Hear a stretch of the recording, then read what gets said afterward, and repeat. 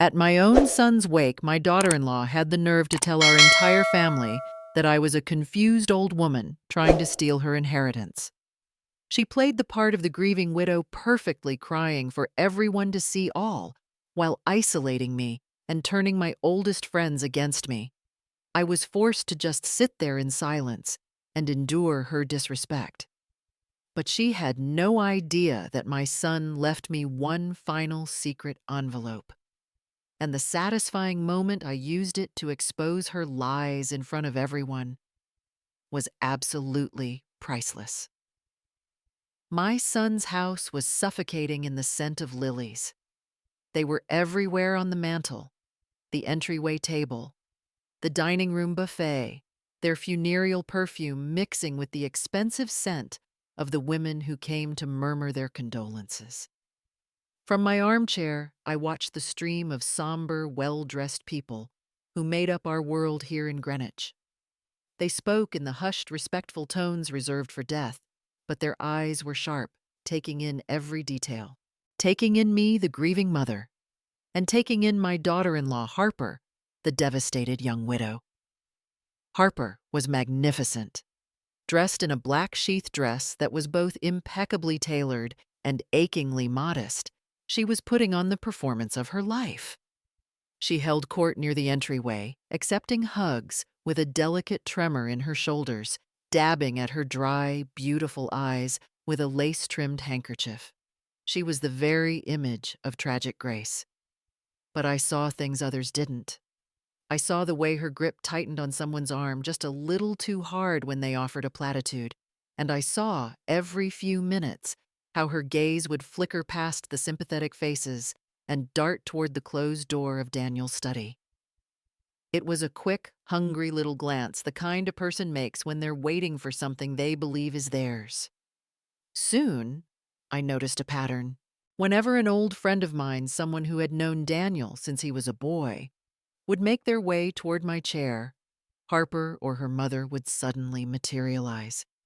They'd steer them away with a gentle hand on the elbow and a worried frown. I heard them explain in low, concerned voices that I was in a fragile state, that I was overwhelmed and needed my rest. Harper would dismiss my own attempts to connect with old friends, telling them that we shouldn't overwhelm me, that I had been through so much. It was a masterful move, painting them as my protectors, while effectively building a wall around me. They were isolating me in my own home, under the guise of compassion, portraying me as a confused, feeble old woman who couldn't handle the strain. I simply sat, watched, and let them. Years spent volunteering in hospice had taught me that the loudest grief is not always the most profound, and that you learn far more by listening than by speaking. The real betrayal, when it came, was as quiet and vicious as a snake in the grass. Harper had gathered a small, influential group around her, a partner from Daniel's firm, our next-door neighbor, whose husband sat on 3 local boards. The important people. Her voice, which had been a tragic whisper, took on a new, heartbreaking strength. I watched as she tearfully recounted a completely fabricated story about Daniel's final days. She spoke of his supposed deathbed confusion, his deep worry about me being left all alone. Her voice broke as she said he just wanted to make sure everyone was taken care of. Then came the poison. She was afraid, she confided in them, that his mother wasn't thinking clearly. The implication was clear, delivered with the precision of a surgeon's scalpel. In front of the very people whose opinions formed the bedrock of our community, she was planting the seed that I, in my grief, had become grasping and unreliable, perhaps even a threat to my own grandson's inheritance. I had to get away. The scent of the lilies was suddenly cloying the hushed voices like a physical weight on my chest. I pushed myself up and made my way to the small garden conservatory at the back of the house, a little glass room Daniel had built for me years ago. It was my sanctuary.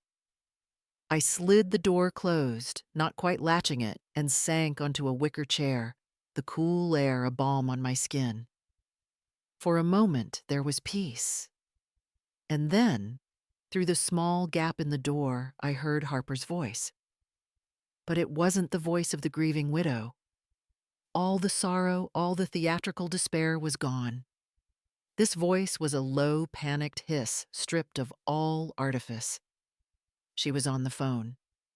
She said the payment was due Monday, and no, she didn't have it yet. She pleaded with the person on the other end to just give her until after the funeral. Once the estate was settled, she promised they would get everything. In that single, overheard sentence, everything became brutally clear. This wasn't about grief. It wasn't about honoring my son's memory or protecting our family. It was about a deadline. When I stepped out of the conservatory, the air in the house felt different. The scent of lilies was no longer just sad. It was suffocating a sweet mask for the decay underneath. My grief for Daniel was still there, a heavy stone in my chest, but it was now surrounded by a cold, sharp clarity. The woman who had overheard that phone call was not the same woman who had entered the garden seeking peace. Peace was a luxury I could no longer afford. My grandson's future was on the line, and a Monday deadline was coming. I rejoined the wake, my steps steady, my expression, I hoped, unchanged. I let my eyes sweep across the room, but now I was scanning for opportunity, not for a friendly face. I found it almost immediately. Harper was standing near the fireplace speaking with John Albright, the CFO of Daniel's company. He was a good man, sharp as a tack, but fair. Perfect. I moved toward them, a slow, deliberate walk that anyone watching would attribute to my age and my sorrow. I waited for a pause in their conversation, a small pocket of silence, and then I stepped in. I put a hand on John's arm, giving him a weary but genuine smile. I told him how good it was of him to come, how much Daniel had always valued his advice. Harper stood beside him, her face a perfect mask of tragic sympathy for the forgetful old woman. It was exactly the mask I needed her to be wearing. I let my brow furrow as if trying to recall a distant memory. I looked directly at John, my voice soft. There was this firm Daniel had mentioned once I told him a name I just couldn't quite place. I said I believed it was Viridian Capital and asked if he knew of them. The name landed in the space between us, and for a split second, I saw Harper's mask crack. It wasn't a big reaction. Nothing John would ever notice. It was a flicker of pure animal terror in her eyes, a sharp intake of breath, a tightening of her jaw. It was there, and then it was gone, replaced by a flash of cold rage. John just looked confused, shaking his head, saying the name didn't ring a bell. But Harper's mother was there in an instant, smoothly intervening, telling me I must be mistaken. Her tone dripping with condescension. Harper, flustered for the first time all day, quickly changed the subject, asking John about his children. But I had seen what I needed to see. The name was a key, and I had just turned it in the lock. I excused myself, murmuring something about needing to sit down. Instead, I went to the library. The room was cool and quiet, lined with Daniel's books. I went to the old mahogany desk and pulled out a rarely used drawer. Inside was a leather-bound address book from 20 years ago, long since replaced by contacts in a phone. But I knew Daniel, and I knew he never threw anything away. I ran my finger down the pages until I found it Vance Arthur.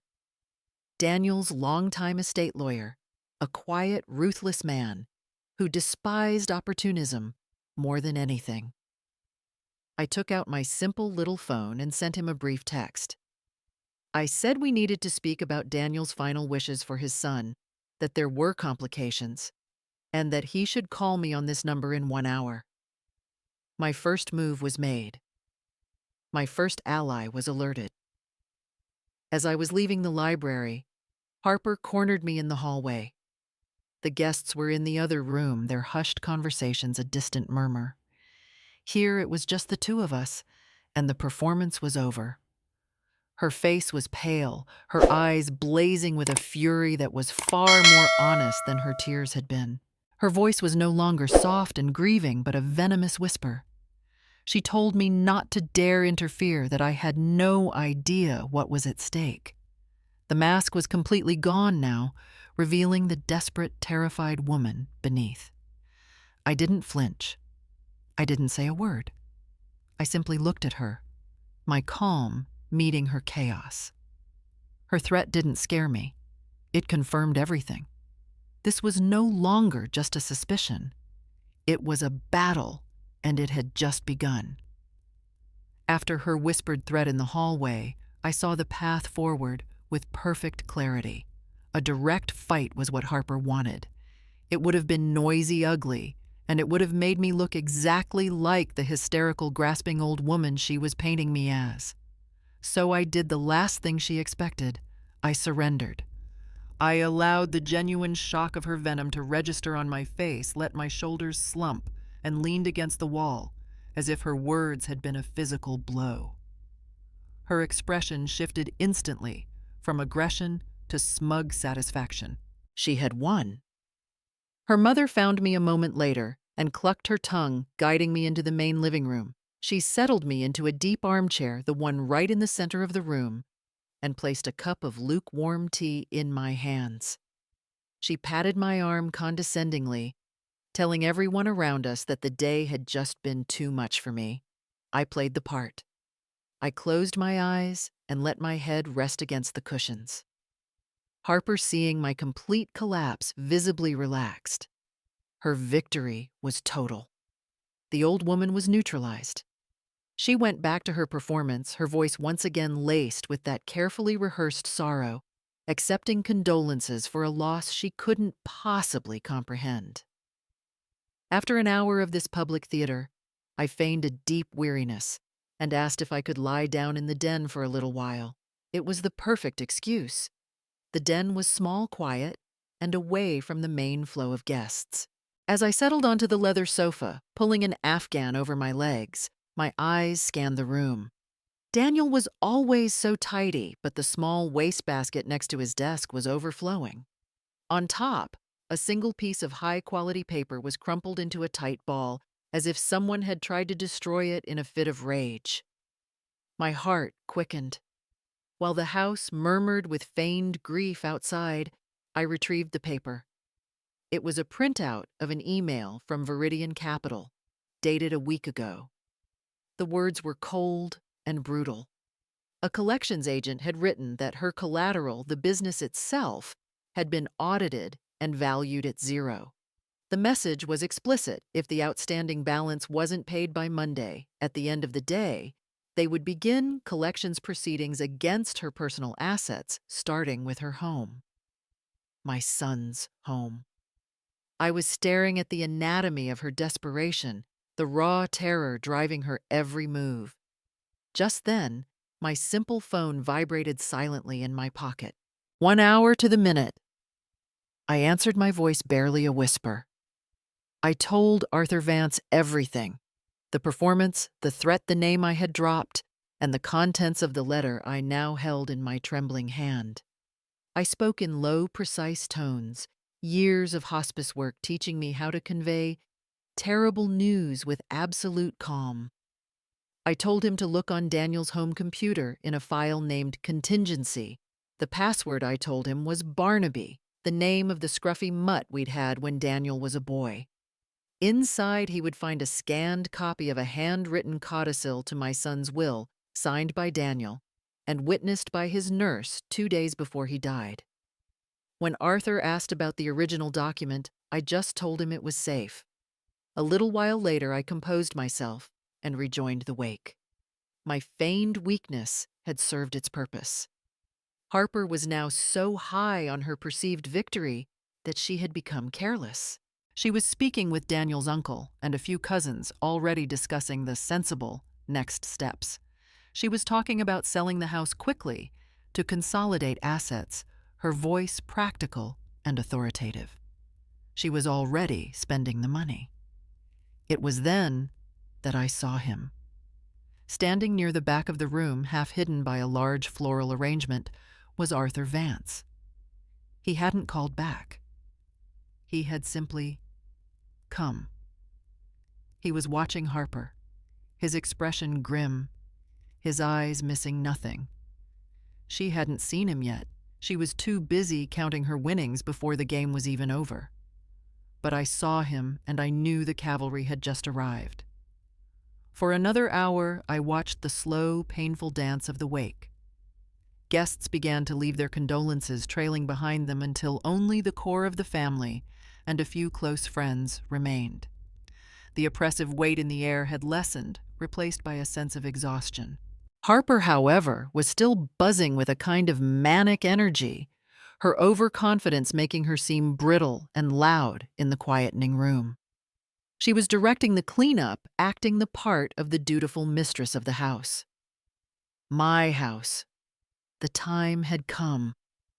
I caught Arthur's eye from across the room, and I gave him the slightest, almost imperceptible nod. He moved immediately. There was no hesitation. He was a man who understood leverage and timing better than anyone I knew. He calmly approached the small group where Harper was holding court with her mother and my late husband's brother Daniel's Uncle Michael. Arthur's voice wasn't loud, but it cut through the quiet murmur of the room. He simply said he needed a word with them in the study. It wasn't a request. It was a summons delivered with the polite, unyielding force of the law. I saw Harper's smile freeze on her face. A flicker of confusion, then irritation, then a dawning sense of alarm. Her mother looked nervous, while Michael, a straightforward man who valued decency above all, just looked puzzled. They followed Arthur into Daniel's study, and he closed the door behind them. I didn't follow. I remained in my armchair, the picture of a grieving woman resting her feet. But every fiber of my being was focused on that closed door. For a few long minutes, there was only silence. Then I heard the low, insistent murmur of Arthur's voice, calm and measured. It was followed by a sharp female cry of denial, Harper's mother. Then a man's voice, Michael's, rising in anger and disbelief. And then came a sound that chilled me to the bone. It was a sob. But it wasn't the delicate, theatrical weeping Harper had been performing all day. This was a raw, ugly, wrenching sound, the sound of a soul breaking, of absolute and irreversible ruin. That was my cue. I rose from my chair and walked to the study, my steps slow and even. I opened the door without knocking. The scene inside was one of utter devastation. Arthur was standing calmly by the desk. On its polished surface lay a single sheet of paper. Harper was collapsed in a chair, her face buried in her hands, her body shaking with those terrible ragged sobs. Her mother was standing over her, horrified and helpless. But it was Michael's face that told the whole story. His expression was one of cold, unforgiving fury. He was staring at Harper with the look of a man who has just discovered a viper in his home. The full, desperate truth was hanging in the air. The story of the failed business, the high-end brand that was nothing but a hollow shell. The story of crippling debt to predatory lenders and the shame of being unmasked as a fraud. I heard her gasp that it was supposed to be a success, that she just needed more time. The confession created a violent schism in the room. Her mother was trying to defend her to soften the blow, but Michael cut her off. His voice dripped with contempt as he told Harper she had lied to all of them. He said they had believed her, that they had believed her story about me being the problem. The small conspiracy born of desperation and greed had fractured completely. I stepped fully into the room, and my presence brought a sudden, sharp silence. I was no longer the frail, confused old woman. I was the final authority. I looked at the broken woman in the chair, her expensive dress now looking like a costume for a part she could no longer play. My voice was quiet, but it carried the weight of my son's final wish. I told Harper that the performance was over, And then I made her a promise. I told her we would finish this now, in front of everyone who needed to hear it. The look of raw terror that washed over her face was more satisfying than any revenge. She and her mother were powerless now, trapped by the truth and terrified of the public reckoning that was to come. The power had shifted, and it was now finally in my hands. There was no appeal. My word was final. I instructed Arthur to gather the necessary people. He moved with a quiet efficiency, speaking in low tones to John Albright, the CFO, and to two of Daniel's oldest friends, men who had known him since childhood and who represented the bedrock of our community. He spoke to my brother-in-law, Michael, whose face was still a mask of cold fury. This was the jury of Harper's peers, the very people whose opinions she had so desperately tried to manipulate. They assembled in the main living room, their faces etched with confusion and a grim sense of anticipation. Harper was led out of the study by her mother. She was no longer the masterful performer. She was a ghost, pale and trembling, her eyes wide with a terror that was finally horribly real. She was placed in a chair, and she sank into it, a woman utterly broken. I took my place before the fireplace, the heart of the home. The room fell silent. All eyes were on me. My voice when I spoke was clear and steady, carrying to every corner of the room. I told them that I had listened all day to the concerns about my son's wishes, concerns that had been so eloquently expressed by my daughter-in-law. I said that I, too, wanted nothing more than to honor my son's final, most fervent wish. I spoke of Daniel's last days, not of pain or confusion, but of his profound clarity. I recounted his fears not for himself, but for the future of the one person he loved most in the world, his son. I made sure they understood that this was not the act of a man whose mind was failing, but the desperate final act of a father trying to protect his child.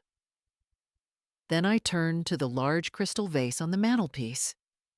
It was overflowing with white lilies, the flowers of death and mourning.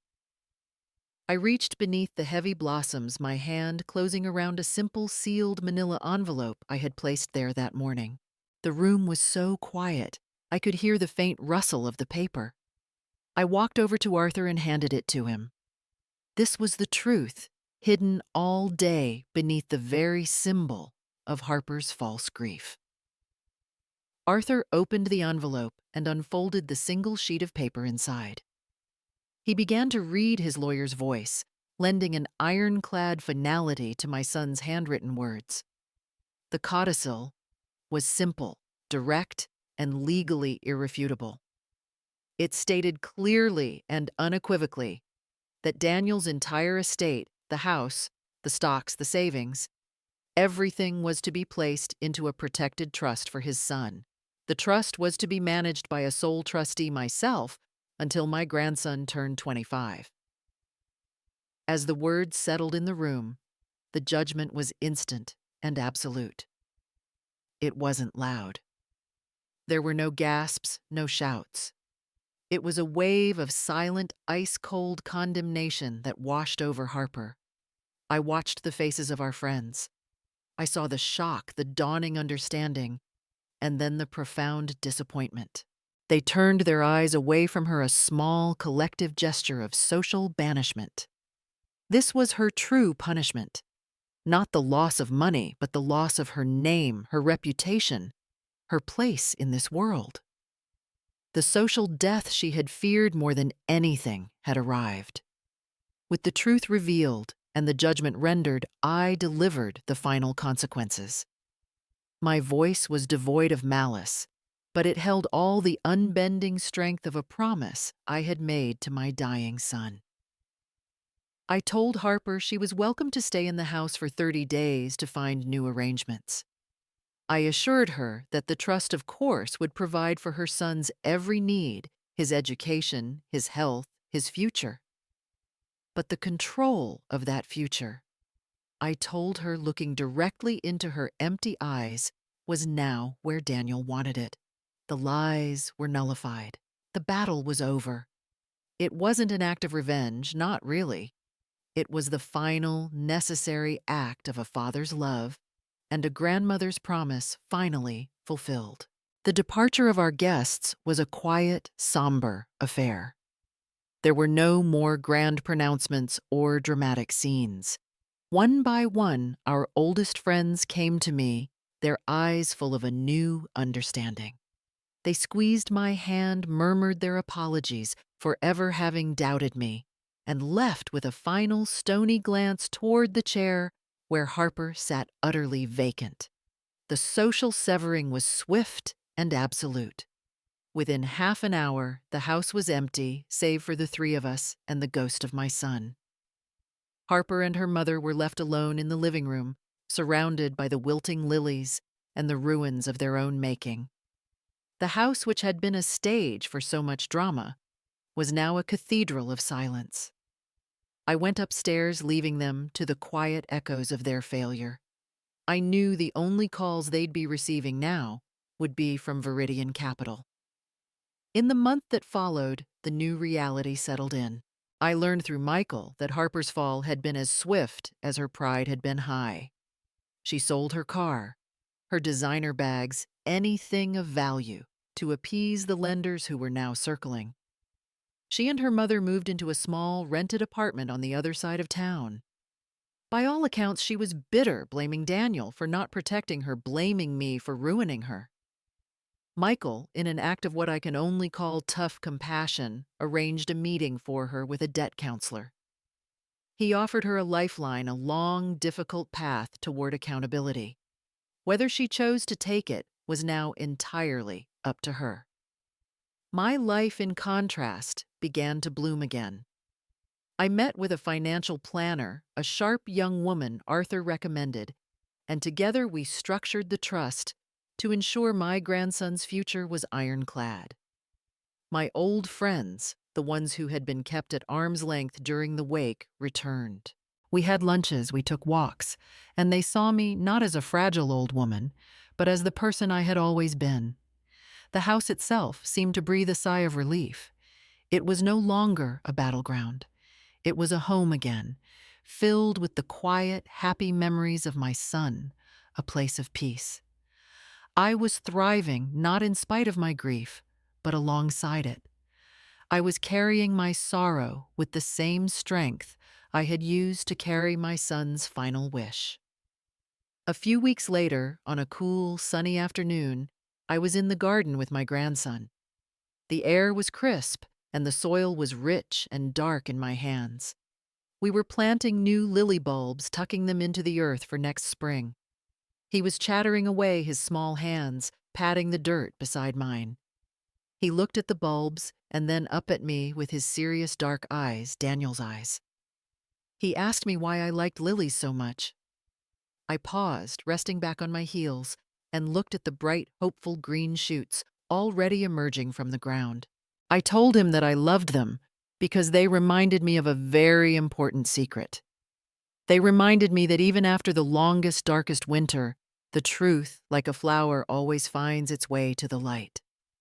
I was strong, I was at peace, and I had transformed the deepest pain of my life into a legacy of protection for the son I had lost and the grandson I had saved. In the quiet that followed, the story's true lesson settled like dust. It showed that the greatest strength is not found in loud accusations, but in the silent, steady resolve of a promise kept. Ruth's victory wasn't a triumph of revenge, but of protection. It was a somber reminder that the fear of failure can be a far more destructive force than failure itself, pushing people to betray the very ones who love them.